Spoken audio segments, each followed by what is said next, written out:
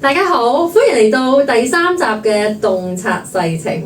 嗱，望望我身邊啦，徐博士大家都見過啦 ，Hello， 仲有我哋嘅梁燕成博士，仲有我哋曹希全博士，曹希全博士，係啦。咁我咧就係 Anna 老師。咁今日我哋咧究竟我哋嘅劇集嘅題目係咩咧？嗱，我哋望一望先。我哋係講緊我哋嘅香港雄獅甦醒，其實係想講香港人嘅優勢嘅。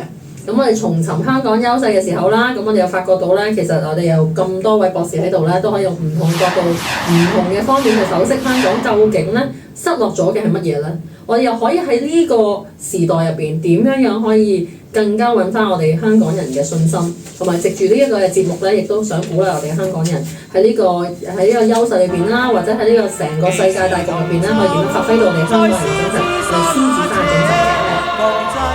咁我先講下香港點開始啦，講啲歷史文化先。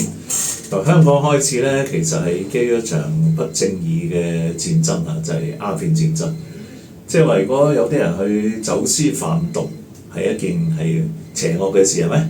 咁但係咧，當時英國咧就嚟中國買好多茶葉啊、瓷器翻嚟咧，但係中國唔買佢嘢啊嘛，佢要賺翻中國錢點咧？就係走私鴉片。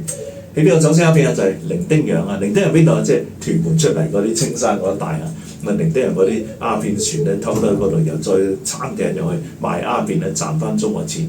咁中國政府發覺話唔得喎，咁多人吸鴉片，咁不如咧即係要打壓呢個鴉片啦，派林則徐嚟咧就處理啲鴉片啦。條英國咧就話：喂，你搶晒我哋啲血本無歸喎，我哋鴉片啊！咁就結果就發動咗戰爭。你好難想像嘅，即係話。如果有黑社會去賣鴉片俾人，跟住警察話唔得，跟住啊咁我就同你打過啦，即係咁，佢就咁搶咗咧，打贏咗，咁咪英國當時工業革命嘅武器都係一個中國戰艦船堅炮利，中國係輸啊，輸之後咧就割讓咗香港、九龍，後來咧再後期啊割讓即係租借埋新界。咁香港咁開始一個好奇怪嘅地方，係喺一個同中國母體突然間斷咗叫殖民地。嗱，中國唔承認係殖民地㗎，有殖民地，但係咧佢係一個殖民統治控制嘅地方，呢個感覺係英國。好啦，咁香港咁開始之後咧，英國就諗：咦，我要喺呢度某個地方第一可以停船啦，香港同九龍啊。咁然之後停船之後咧，我哋可以將外國嘅貨物啊，通過香港轉口中國啦，咁中國嘢就轉口出去啦，咁即係打贏中國之後逼中國開放咧買賣啦，因為佢最主要就係做貿易啊。